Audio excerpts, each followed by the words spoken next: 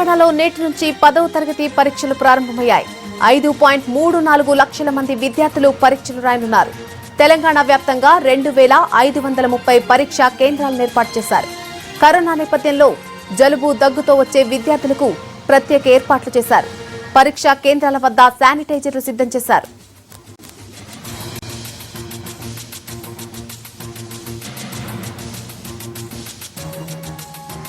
తెలంగాణలో నేటి నుంచి 10వ తరగతి పరీక్షలు ప్రారంభమయ్యాయి. 5.34 లక్షల మంది విద్యార్థులు పరీక్షలు రాయనున్నారు. తెలంగాణ వ్యాప్తంగా 2530 పరీక్షా కేంద్రాలను ఏర్పాటు చేశారు. కరోనా నేపథ్యంలో జలుబు దగ్గుతో వచ్చే విద్యార్థులకు ప్రత్యేక ఏర్పాట్లు చేశారు. పరీక్షా కేంద్రాల వద్ద శానిటైజర్లు సిద్ధం చేశారు.